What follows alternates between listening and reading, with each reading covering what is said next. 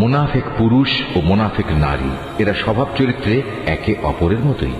তারা উভয়ই মানুষদের অসৎ কাজের আদেশ দেয় ও সৎ কাজ থেকে বিরত রাখে এবং আল্লাহ তাআলার পথে খরচ করা থেকে উভয়ই নিজেদের হাত বন্ধ করে রাখে। তারা যেমনি এই দুনিয়ায় আল্লাহ তাআলাকে ভুলে গেছে, আল্লাহ তাআলাও তেমনি আখিরাতে তাদের ভুলে যাবেন। অবশ্য মুনাফিকরা সবাই পাপিষ্ঠ। আল্লাহ তাআলা এ মুনাফিক পুরুষ ও মুনাফিক নারী এবং কাফেরদের জাহান্নামের ভয়াবহ আগুনের প্রতিশ্রুতি দিয়েছেন, যেখানে তারা চিরকাল ধরে জ্বলতে থাকবে। জাহান্নামের এ আগুন হবে তাদের জন্য যথেষ্ট। তাদের উপর আল্লাহ তাআলার গজব নাজিল হোক। ওদের জন্য রয়েছে এক চিরস্থায়ী আযাব। তোমরা ঠিক তাদেরই মতো যারা তোমাদের আগে এখানে প্রতিষ্ঠিত ছিল। তারা শক্তিতে ছিল তোমাদের চাইতে প্রবল, ধন সম্পদ, সন্তান সন্ততি তাদের তোমাদের চাইতে ছিল বেশি। দুনিয়ার যে ভোগ বিলাস তাদের ভাগে ছিল তা তারা ভোগ করে গেছে। অতঃপর তোমাদের ভাগে যা আছে তোমরা তা ভোগ করে একদিন চলে যাবে।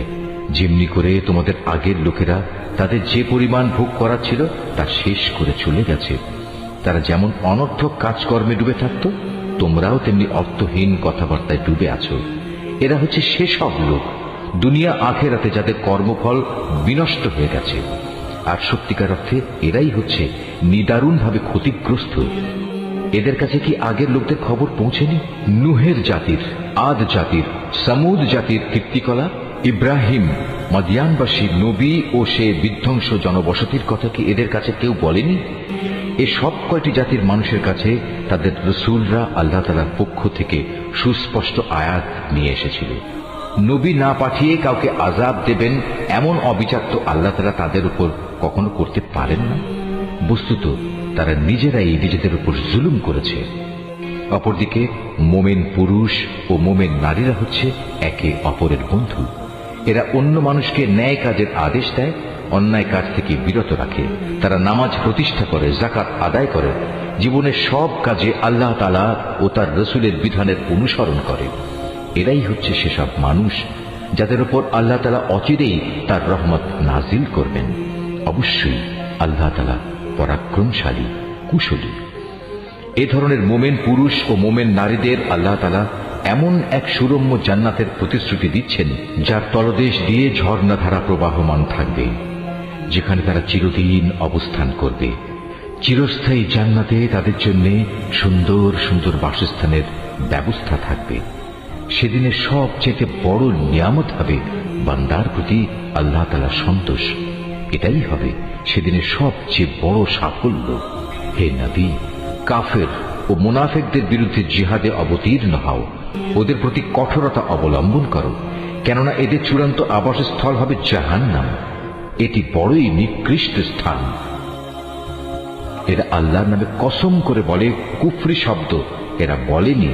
আসলে এরা কুফরি শব্দ বলেছে এবং তাদের ইসলাম গ্রহণের পরেই তারা তা অস্বীকার করেছে।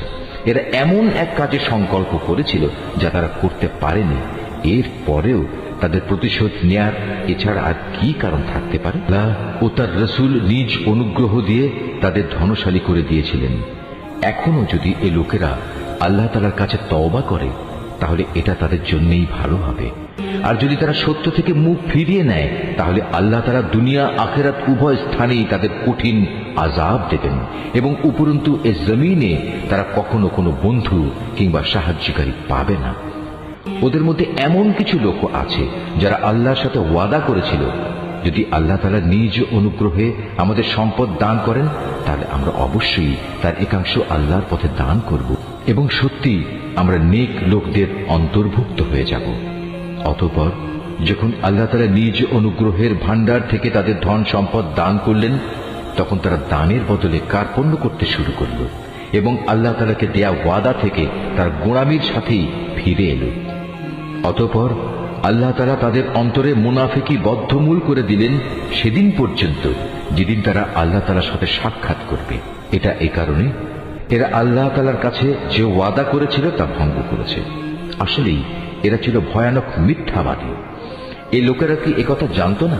তাদের সব গোপন কথা ও সব সলা পরামর্শ সম্পর্কে আল্লাহ তাআলা জানেন এবং যা কিছু অদৃশ্য অদেখা আল্লাহ তাআলা সে সম্পর্কেও বিশেষভাবে অবহিত।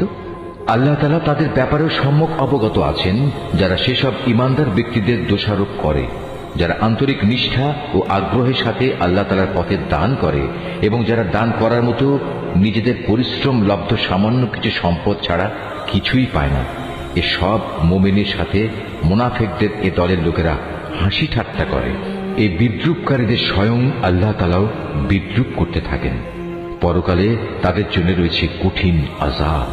হে নবী, এমন লোকদের জন্য তুমি আল্লাহ তাআলার কাছে ক্ষমা প্রার্থনা করো আর না করো, দুটোই সমান।